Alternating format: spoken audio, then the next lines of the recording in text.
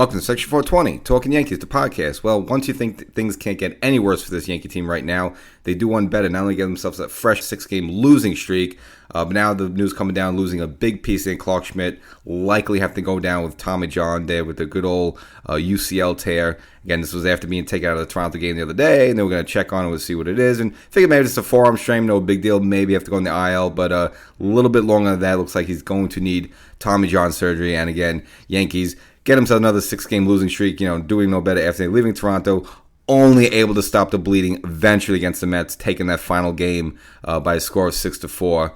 But again, this feels like this is a miserable time for the Yankees right now, and a lot going wrong, not too much going right there. So we'll jump into it. Before we get started, make sure you subscribe to this podcast, Section 420 Talkin Yankees, the podcast, wherever you get your favorite podcast. And there's also the YouTube version of the show. Go to YouTube, search for Section 420 Talkin Yankees, and subscribe there as well. So as we know, the Yankees took their lumps up in Toronto. You figure out maybe change the scenery, the Subway Series, and for a while, at least early on, it looks like maybe the Yankees were turning things around. Of course, in the first game, the first inning of the first game, getting home runs back-to-back by Jason Dominguez, who seemed to a little bit thriving in that little leadoff role. And that he has been hitting a hot bat, and we even covered it in the most recent YouTube episode, just kind of how he's been on the rise lately. You're not really seeing the power yet, at least up to that point there, but you were seeing the batting average go up, and you figure, if he has a better eye at the plate, he's swinging at better pitches, the power should come after, and it did come in this game. I mentioned before, had one home run to lead the game off. Judge followed him up, and you figure, all right, Yankees are here, they're making a statement, but just like that, zap, Stroman gives it up, serving up a 2-run home run, of course, of all people, Juan Soto, who is not the meek Juan Soto we saw at Yankee Stadium. This was a different version of Soto. He actually torched the Yankees this entire game there. Was just, I believe, a triple away from hitting from a cycle there. Stroman did finally settle down there, and the Yankees were able to build themselves a lead, mainly by a second home run by Jason Dominguez later in the game. Gave the Yankees a 5-3 lead. But again, the Yankee bullpen, which, for the past couple of years has been their staple, really falling apart, over the past couple of weeks there. Mainly that's just because they're just being overworked. And, you got the starters not giving you much. The bullpen, you're throwing these guys out multiple days in a row, using them more than you have to, and it's starting to show. And, this Luke Weaver hasn't been exactly the same. He came off the mound there again, gave up a huge home run the game before in Toronto, and gives up a big 2-run home run in this game there to McNeil. Swings the Mets a 6-5 score in the Mets' favor there, and the Yankees go down. Most annoying part, again, is that you had the lead in this game. You had Stroman. He wasn't a great start. It was a decent start. But again, it was the bullpen that let them down. Even Ian Hamilton giving up a solo home run early in that position as well, just to let the Mets crawl back a little bit to make it 5-4. And, of course, the two-run home run given up by Luke Weaver was the big one there. And then, again, he's mentioned that he feels good. He feels healthy. Just, when the ball comes out of his hand, he's just kind of not sure where it's going right now, and you can see what's going on. I mean, he's not able to aim it well, and a lot of times it's forcing him to throw these little cookie change-ups in the middle of the plate there. He's just getting clocked, and it's kind of what happened in Toronto, and this is definitely what happened in the first game against the Mets. And then Jason Dominguez, you can't really beat him on too much because, again, he pretty much carried this Yankee offense, but with an opportunity in the ninth inning with Judge up there on deck circle, Dominguez with a 3-1 count. And normally they would figure, you have Judge come up next who could, turn the game around on just one swing of the bat. He swings at a 3-1 pitch and ends up grounding out, infield ground out, which you can't do that. I mean, unless the guy throws an absolute cookie down the middle, you got to make him throw another pitch, make it 3-2, and then after that, okay, then you can swing. But you got to give Aaron Judge a chance to at least get up in that position and take the pitch. It could be a borderline pitch. The guy could muff it. He could throw it in the dirt there, and then you got a man on first with Judge up there. And again, able to maybe swing the score with one swing at bat, to give the Yankees, a 7-6 lead. But instead, Dominguez grounds out meekly, and you can make the point, hey, look, everyone in the world is expecting me to take, so maybe this guy's just going to throw me a cookie down the middle and let me swing for it. So that's probably what Dominguez was thinking, but not a good decision there. But you can't beat up on him too much because, again, he has been doing better lately, and he was pretty much the Yankees' offense this whole game. Yeah, I know Judge also hit one and Bellinger. So you get 4 home runs in this game, and you still lose it, which usually when you hit 4 home runs in a game, you're going to win. But in the case, again, the Yankees finding a way to lose. And that's pretty much all the offense they had was pretty much via the home run there as well. So doing really nothing else in this game. And again, they're falling short in the first game. Of course, the second game, not much good at all. It was over by the first inning. Rondon, who, I don't know, maybe he's tiring out a little bit. You can see, obviously he's been pretty stable for the Yankees the whole way there. But again, we're getting to the dog days of summer there. Bases loaded, gives up a grand slam, bottom of the first, and this game was over before you know it. Yankees really never had a chance, and then losing by just 12-6. And, you almost felt more frustrated the first game because you had the lead. You were winning 5-3. This game just was blown out. It's just whatever. You have a chance. But now it just keeps tacking on because at this point, the Yankees had lost 6 games in a row, and just a couple weeks ago, they had previously had a 6-game losing streak. Now you got another 6-game losing streak, and I was wrong. I didn't think this team, this way it was, they would have these many kind of big losing streaks just with the quality pitching and hitting was this much better than last. You didn't think they would have this many sort of doldrums, but unfortunately, they've had 2 of them really within a relative short time there. Again, just to see a lot of different warts in this team. The starters aren't giving you much length. Now, you did have the rubber match Sunday. Yankees able to finally get a decent lead and a decent enough start. Max Fried wasn't great. But it was just good enough, but the offense did finally lighten up a little bit to give one of the stars at least a decent lead to work with, getting home runs early on by Orson Welles. And didn't really get to cover it here or a recent YouTube episode, but Welles obviously going through a little issue, a little nerve damage, like one of his middle finger there. Again, he's feeling numbness, and the reason why we've seen his batting average really go downhill. Again, he kind of got to a good start of the season, but it's really gone downhill with the batting average. He still has the occasional pop, and he did pop a homer in this great game to give the Yankees a lead. It was a game that later on Judge would also a homer, as well as have an RBI later on. The Yankees just with enough offense and just with enough pitching with Leiter and friends and Loizaga, and then using Devin Williams to close it out just because Luke Weaver definitely needs a few days off there. So Devin Williams able to get out of there in the 9th inning with a couple of strikeouts as well.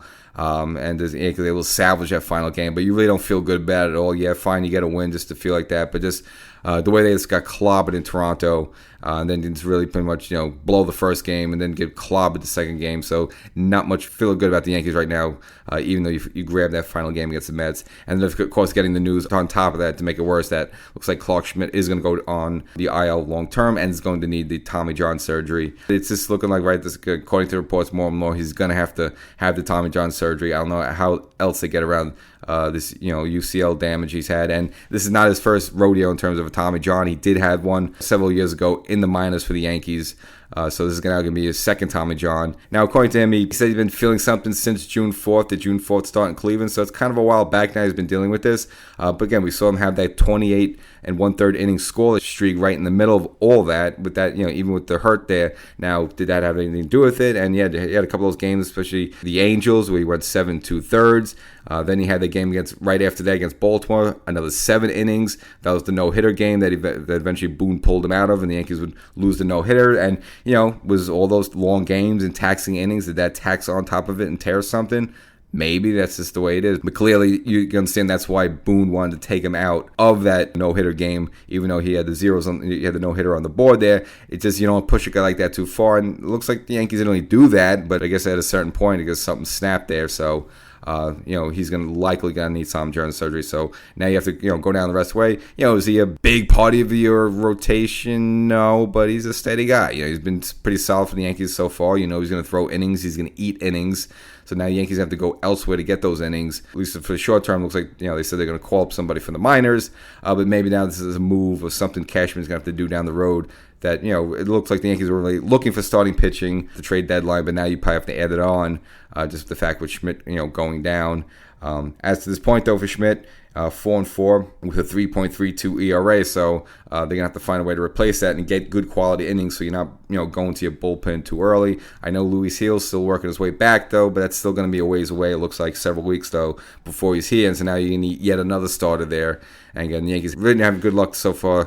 2025 of the starters, Cole going down with his Tommy John surgery. It looks like, you're losing Luis Gil for at least the first half of this season, and now you get the news that Clarke Schmidt also likely go under the knife there, and then Cashman's going to have to do something probably to bring another quality starter in here. Now you might say, look, they have JT Brubaker, who was a starter with the Pirates, before they traded for him. Looks like they just wanted to, at least for right now, keep him in that long-term relief role. So right now you're probably going to see a call-up to replace Schmidt's spot in the rotation. So that's what the state of the Yankees are right now. It's just a lot of not too many good things. I mean, if you want to focus on the positive, yes, Jason Dominguez has been on the rise. Even Jazz, I got to say.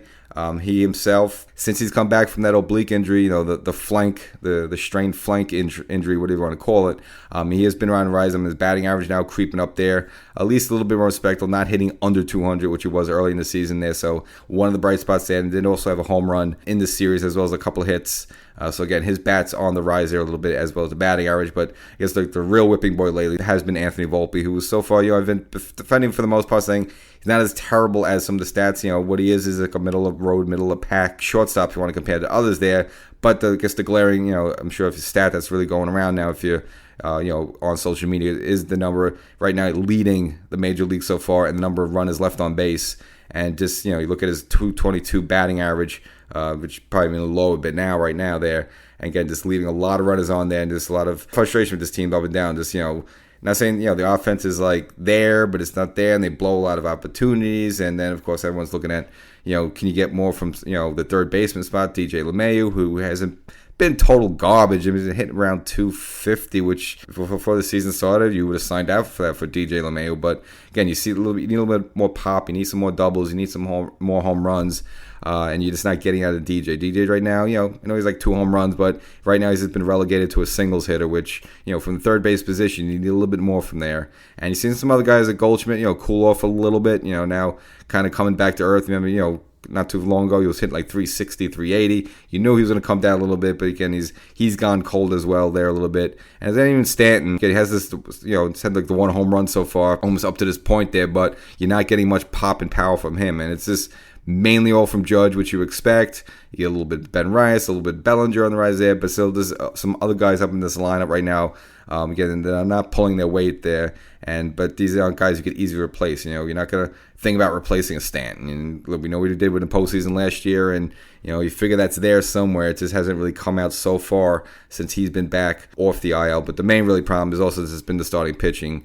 Good quality innings and length there. Just hasn't been the case. A few rotations ago, about a month ago, that was a different story. I mean, the rotation was fabulous. Everything was going great for the Yankees. And just like that, when a pin drop, people got like Will Warren just getting beat up and Rondon getting beat up there, and having to go to the bullpen too early there. Now they're all kind of worn out and beat up there. This just kind of goes up and down the line there. So hopefully the Yankees can find a way for them to recap. Now got a 6-game home series there where maybe this being stable at home will help out. We got 3 games against Seattle, against 3 games against the Cubs there. So obviously anyone can win any game there, but not exactly extremely difficult opponents there. So if the Yankees want to get themselves right, maybe this homestand can do it. We'll catch you next time.